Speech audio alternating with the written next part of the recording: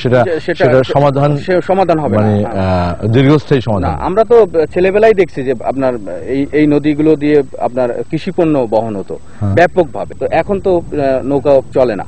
মৃত নদীগুলোতে পানির বদলে ঢেউ খেলছে ধুধু বালি। নদীর এই মৃতদেহ এখন গলার ফাঁস হয়ে দাঁড়িয়েছে এই এলাকার জনজীবনে। এভাবেই একে একে অস্তিত্ব হারাচ্ছে নদীগুলো। নদীর বুক মানে এখন আর বিশাল জলরাশি নয়, নদীর বুক মানে এখন শুধুই বালি আর বালি।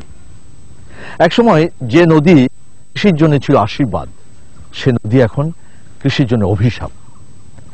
দক্ষিণাঞ্চলের এই মরুকরণকে যদি রক্ষা করা না যায়, তাহলে এই অঞ্চলে আগামীতে প্রাণবৈচিত্র্যের অস্তিত্ব খুঁজে পাওয়া যাবে না। মাগুরার রাজধরপুর এলাকার মধুমতির বুক থেকে শাইখ সিরাজ, চ্যানেল আই।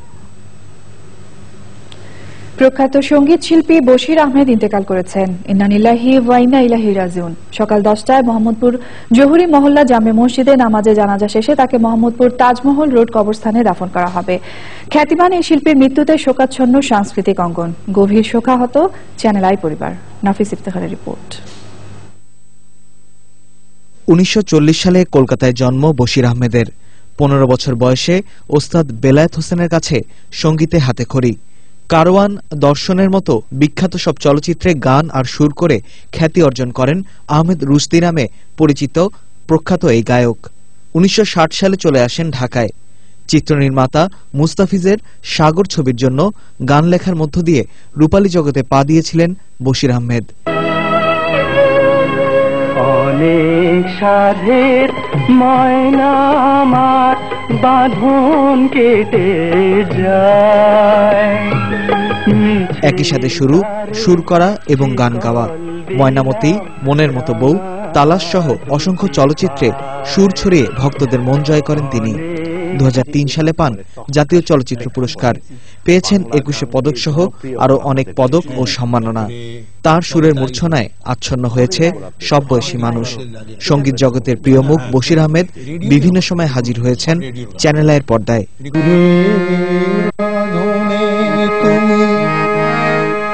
যতই কন্ত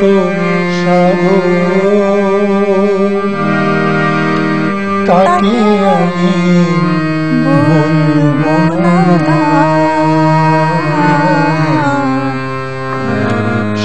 দীর্ঘদিন ধরে ক্যান্সার ও হৃদরোগে ভুগছিলেন বশির আহমেদ। স্বাস্থ্যের অবনতি ঘটতে থাকে কয়েকদিন ধরে। শনিবার রাতে শারীরিক অবস্থার মারাত্মক অবনতি হলে মোহাম্মদপুর জহুরি মহল্লার বাসাতে তাকে দেখতে যান চিকিৎসক। রাত 10:30টার দিকে শেষ নিঃশ্বাস ত্যাগ করেন কিংবদন্তি এই শিল্পী। লাস্ট 2 উইকস উনি হঠাৎ খুব বলতেছেন যে আমি অসুস্থ ফিল করছি, ওই থেকে আর কি আজকে হঠাৎ করে আর কি কলাপস করলেন। বার্ধক্যজনিত হয়েছে সেটা বলবো না, actually he was totally fit. হ্যাঁ, যে আসে না বার্ধক্যজনিত কারণে উনি মুভ করতে পারে না, উনি আপনার মানে যেটা বলা হয় যে একবার বেডসিক, ওই ধরনের কোনো কিছু। 10টার দিকে আমরা জানাজাটা পড়াবো, দেন জানাজার পরপরই আমরা যত তাড়াতাড়ি সম্ভব চেষ্টা করব যে তাজমহল রোডে যে গোরস্থানটা আছে সেখানে দাফন করার জন্য।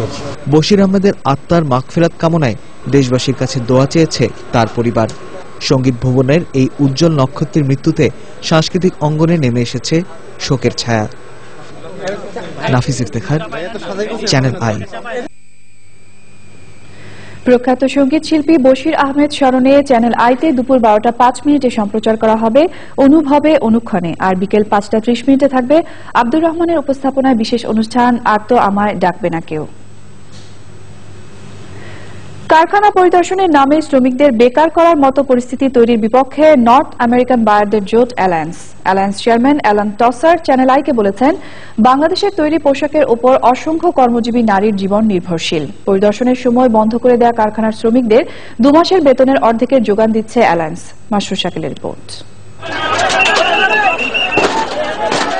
রানা প্লাজা ধসের পর বাংলাদেশের প্রায় 40 লাখ গার্মেন্টস শ্রমিকের জীবন নিরাপদ করতে কারখানা পরিদর্শনের সিদ্ধান্ত নেয় বায়াররা। ইউরোপীয় বায়ারদের জোট অ্যাকর্ডের পাশাপাশি কাজ শুরু করে আমেরিকান বায়ারদের জোট অ্যালায়েন্স। 3 মাসে অ্যালায়েন্সভুক্ত 700 কারখানার মধ্যে 400টি পরিদর্শন শেষ হয়েছে।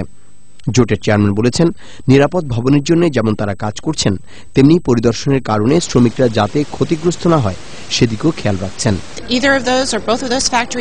আমাদের পরিদর্শনে যদি কোনো কারখানা বন্ধ হয়, আমরা মালিকের সাথে বসবো। 2 মাসের বেতনের অর্ধেক আমরা দেব।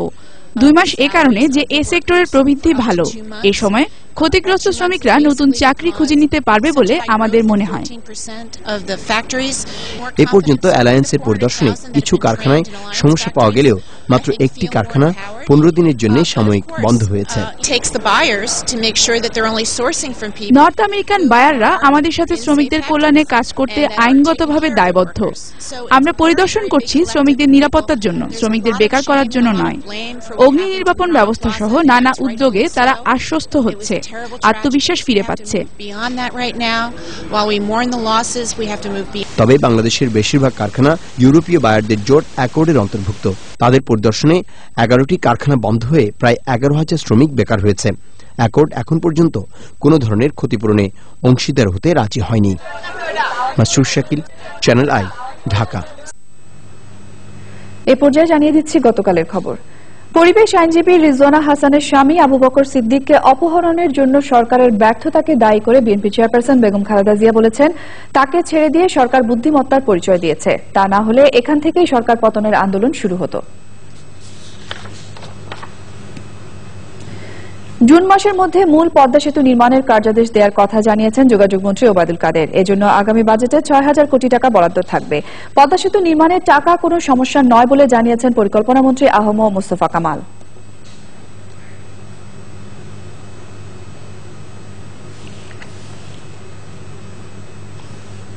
প্রিয় দর্শক, আপনারা দেখছেন চ্যানেল আই সংবাদ। আর এ পর্যায়ে নিচ্ছে একটা